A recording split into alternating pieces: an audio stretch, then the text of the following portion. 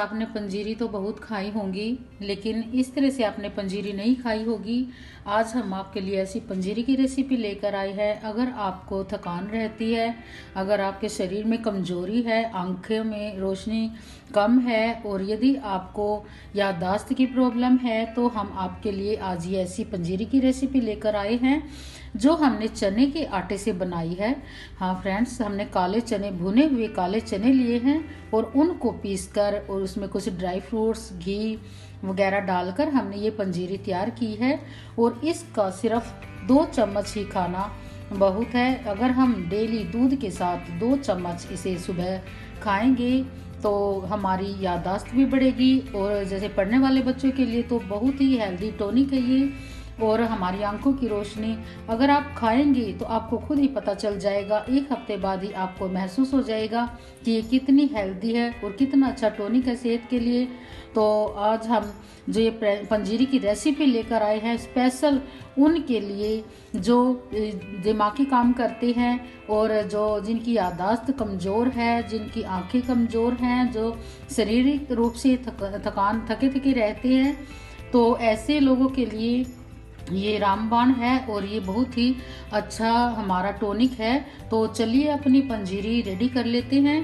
तो इनके लिए जो हमने इंग्रेडिएंट्स लिए हैं तो हम आपको बताते हैं हमने क्या इंग्रेडिएंट्स लिए हैं। तो चलिए अपनी पंजीरी रेडी करते हैं। Welcome back to my channel. Friends, आज हम आपके लिए पंजीरी की रेसिपी लेकर आए हैं।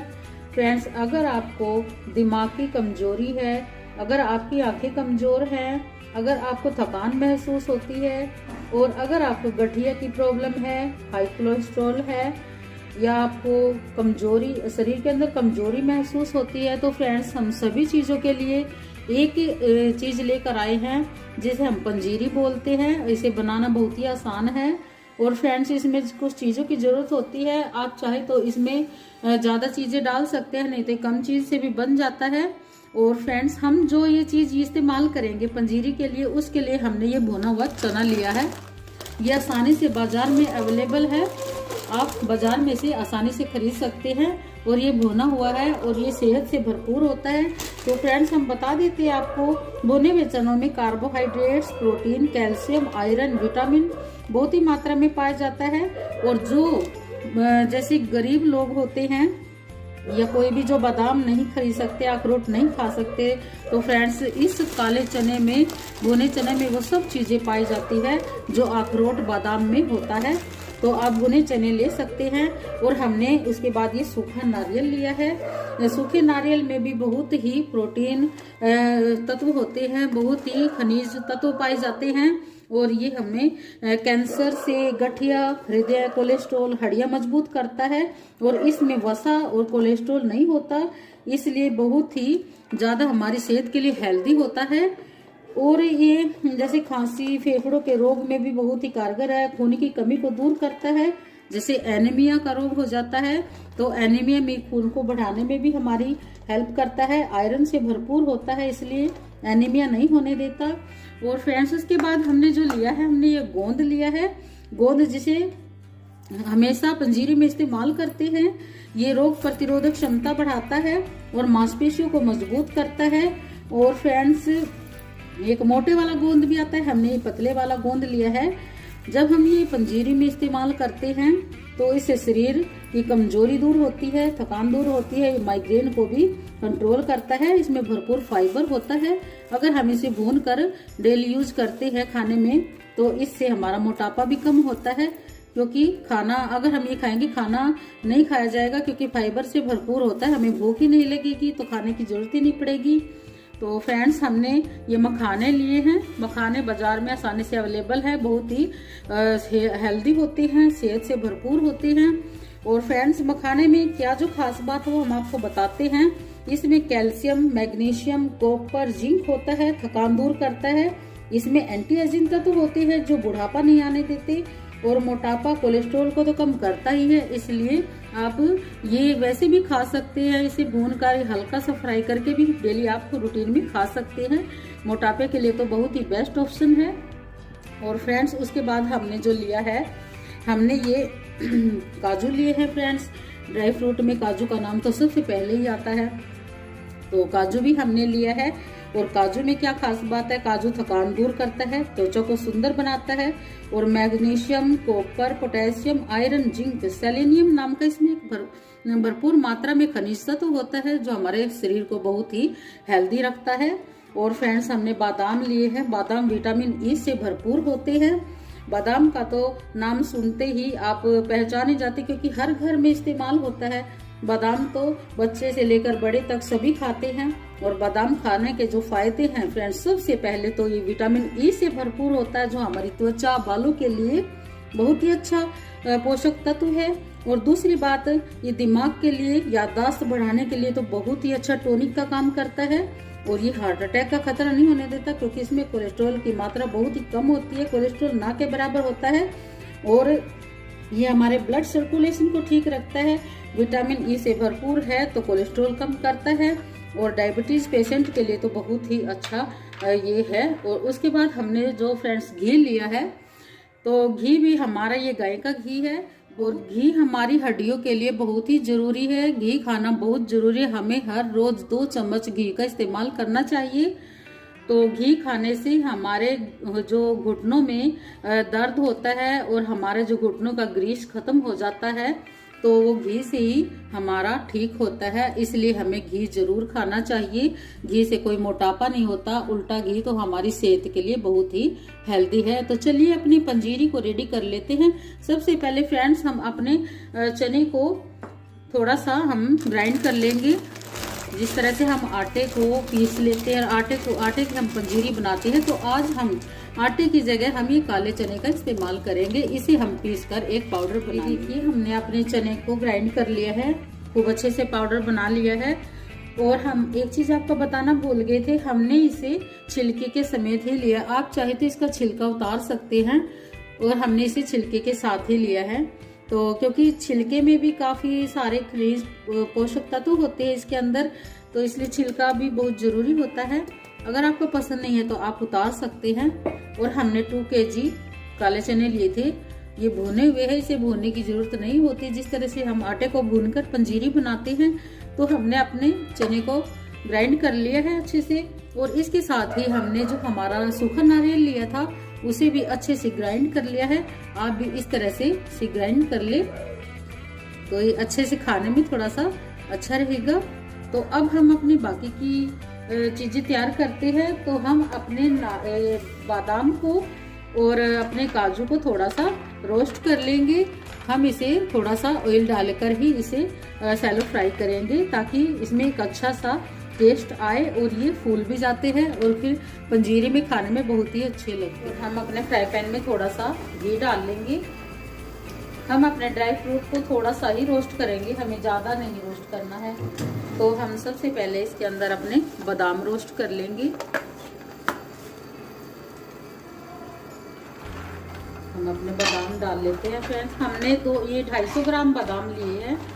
तो आप चाहे तो ज़्यादा बादाम भी डाल सकते हैं, लेकिन इतना बादाम काफ़ी होता है इसमें, क्योंकि ज़्यादा भी फिर अच्छा नहीं होता। इसका एक हिसाब होता है।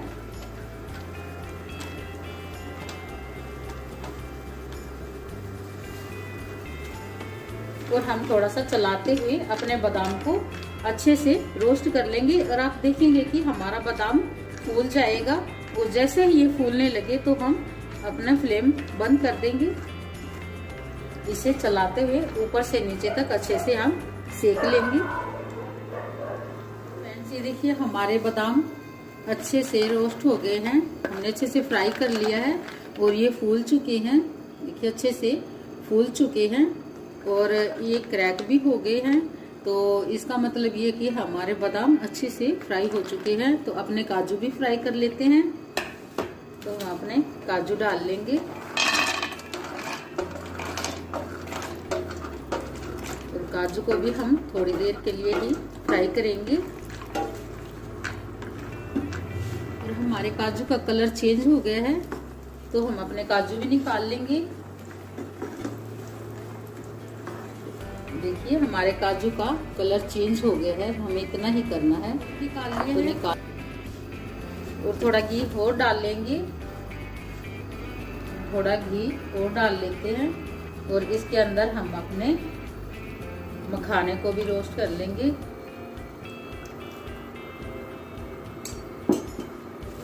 और अभी अपने मखाने को भी हम अच्छे से फ्राई कर लेंगे।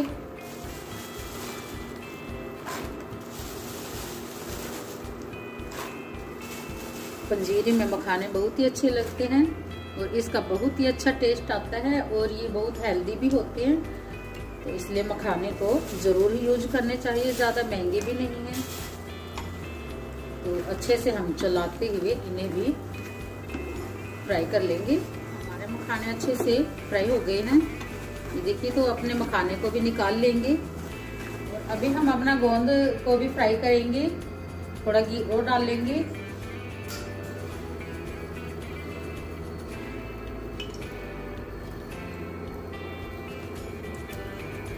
हमारा गोंद घी में डूबा हुआ होना चाहिए ताकि अच्छे से फ्राई हो जाए।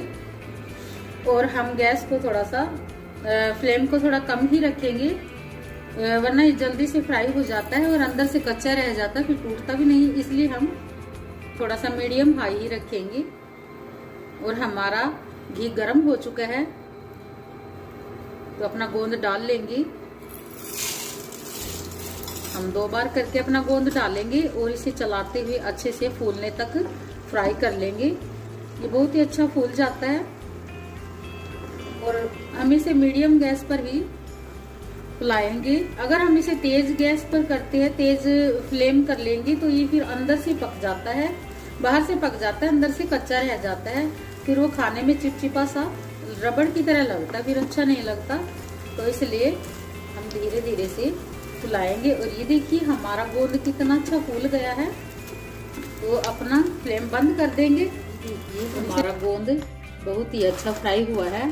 और हमें कैसे पता चलेगा कि हमारा गोंद अच्छे से फ्राई हो गया, इसका ये देखिए, अगर हमारा गोंद इस तरह से टूटता है तो इसका मतलब है हमारा गोंद बहुत ही अच्छा पक गया है। और इसी तरह हमारे जो मखाने हैं, मखाने का भी एक टेस्ट करने का तरीका होता है। ये जो हमारे मखाने हैं उसे भी हम इस तरह से तोड़ कर देखेंगे। ये देखिए, अगर इस तरह से मखाने का चूरा हो जाता है तो हमारा मखाना बहुत ही अच्छा रोस्ट हुआ है। तो अभी हम अपने जो हमने बादाम और हमने काजू को जो फ्राई किया था उसे दरदरा सा पीस लिया। अपने काजू बादाम को दरदरा पीस लिया है। हमें ऐसा दरदरा सा पाउडर चाहिए ताकि खाने में टेस्ट आए और पता चले कि हाँ इसमें काजू बादाम भी है, इसका बहुत ही अच्छा टेस्ट आता है।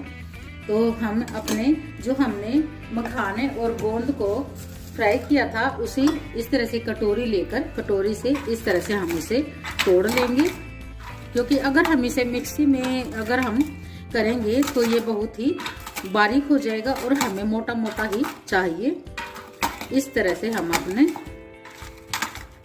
ये देखिए हमारा इस तरह से दरदरा हमारे मखाने हो गए हैं। हमें इसी तरह दरदरे से ही रखने हैं। तो हम अपने ये जो गोंद है, गोंद को भी कर लेंगे दरदरा और ये इस तरह कटोरी से आसानी से हो जाता है। देखिए, ये तो ऐसे हाथ से भी अगर हम करेंगे तो हाथ से भी, मुट्ठी से भी ऐसे हो जाता है, बहुत ही अच्छे से हो जाता है। ये हमें मोटा मोटा सा ही रखना है। और हमने अपनी पंजीरी बनाने के लिए ये कढ़ाई ले ली है, क्योंकि इसमें हमारी पंजीरी बाहर नहीं निकलेगी। तो हम इसी के अंदर अपना सारा सामान डालकर उसे अच्छे से मिक्स करेंगे। तो हमने अपना गोंद डाल लिया है, अपने मखाने भी डाल लेंगे।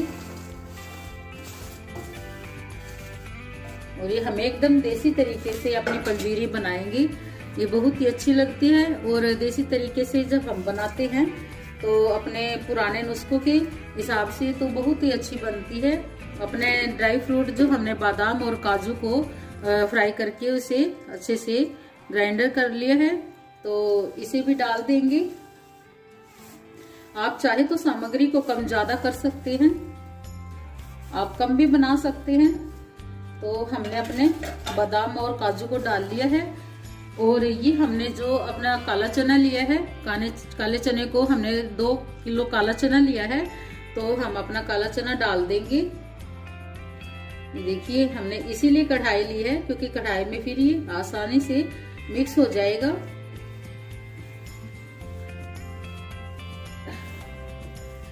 और अपना अभी दूसरा भी हम सामान जो हमारा ये कोकोनट पाउडर है, ये हमने सूखा नारियल जो इसको खोपा भी बोलते हैं, इसे भी हमने मिक्सी में ग्राइंड कर लिया था, ये भी डाल देंगे।